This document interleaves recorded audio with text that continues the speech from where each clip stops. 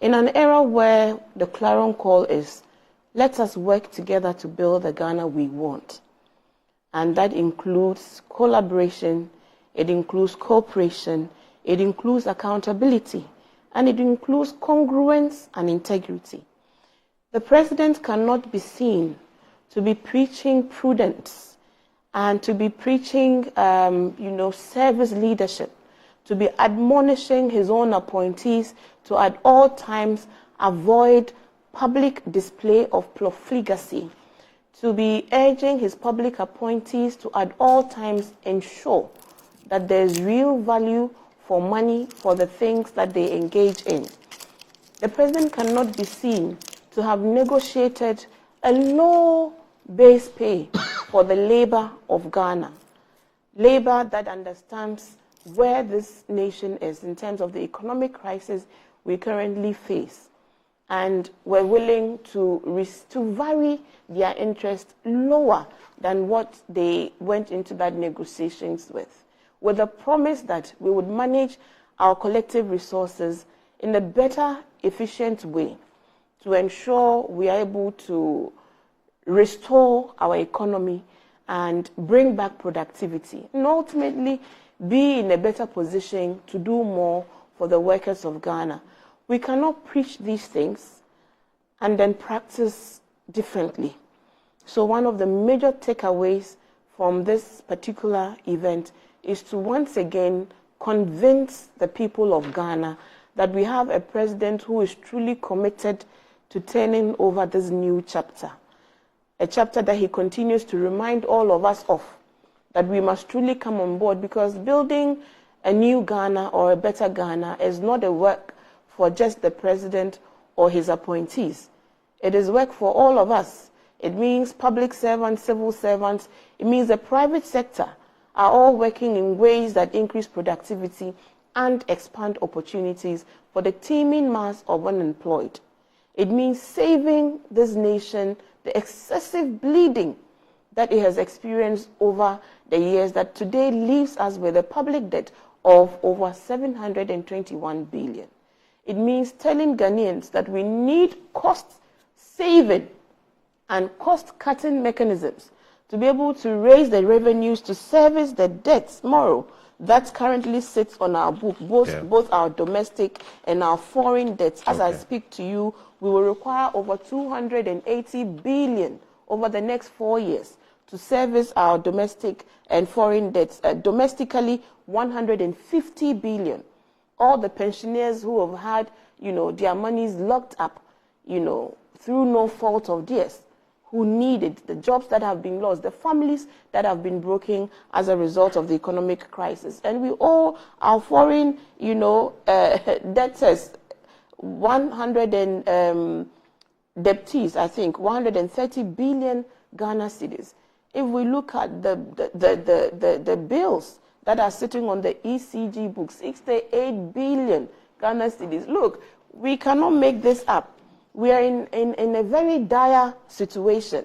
So we need urgently to cut down on public expenditure and to ramp up on avenues to, mobilize more revenues whilst also increasing productivity so that we can solve our problems and still be able to provide dignified livelihoods for the citizens of Ghana. If we look at this current situation, I think we cannot afford to expend 20 million Ghana cedis on the commemoration of our Independence Day, a day that many people on the side of pessimism continue to say there's nothing to celebrate about, because after 68 years of Ghana's political liberation, what was supposed to be the next stage of liberation, which was our real economic liberation, has still not come, largely because the global South hegemony continues to exclude, the economy of Africa, even though African resources continue to power European, industries and which also powered their civilization. If you look at that kind of picture, it is stark, so to say, and you might want to agree with the pessimists who think that Ghana has not done well and Ghana is even not worth dying for, and that the spirit of nationalism is and patriotism is at an all-time low. Genuinely, because if a country can't give you growth and progress, if you look back at 10 years of your life, 15 years of your life, 20 years of your life working, and you can't even afford, a simple 3-bedroom, house for your family, you can't switch on the light and have it consistently, you can't turn on your tap and have quality water flowing through, you would wonder whether this country is working. When you travel and you see how other leaders have changed tangibly the face of their economies, you would ask whether there is anything to celebrate. So they will be right if they hold such view. What I want to add that we cannot continue to hold that view because that view is disempowering. What we should do is to gather around the table and ask ourselves, how do we change the situation?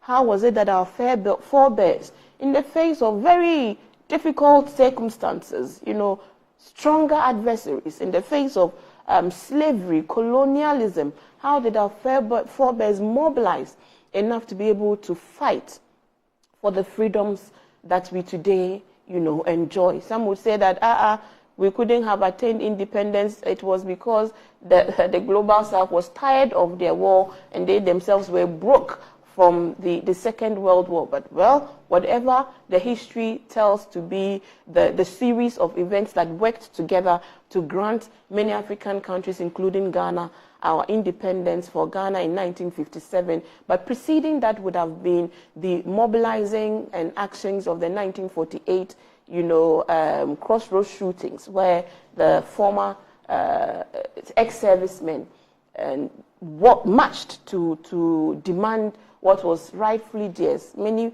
historians told us that was like the watershed moment towards Ghana's, independence struggle. Nkrumah will later come on, form his CPP, and lead Ghana to, political independence. Political independence, but still not economic. So if you look at how far we have come as a nation, but for some of the rude military interventions that interrupted our democratic, progress, we have done well with the Fourth Republic.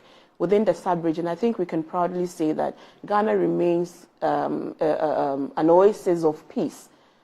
Peace that is not given, peace that we must guard, with every strength within us. Peace that we shouldn't let this creeping, very divisive, deeply partisanship that is characterizing our governance, erode. Peace that we shouldn't let this unbridled greed and corruption that is holding this nation in chokehold, make us lose. But we do have that peace. We can proudly speak about a country that has seen democratic elections in several cycles of different governments peacefully handing over to other government. Of course, there are always underlying issues. So I would say that we have a strong foundation to build upon. So it is time for us to remove the cloaks of pessimism and begin to don new cloaks of optimism, especially in this era where it does look like Ghana has been given a new leash of life, a new chapter to do with, a new blank, canvas to envision and reimagine a new Ghana that would work and deliver the prosperity that continues to elude us. So there is a lot to be thankful for, even though there's a lot to be exasperated by, but the opportunity has come. We have given Ghana a new independence, a second independence, as many people say, because of the mandate that His Excellency John Dramani Mahama came into government with. So let us work together. If you look at the economic dialogue, and I think we'll speak to it later on. We'll talk about that. But the people who came, the breakout sessions, the captains, CEOs of the private sector who were in the room, executive directors of civil society organizations, labor unions, student organizations, all manner of people commit their time, their expertise, their knowledge to the process.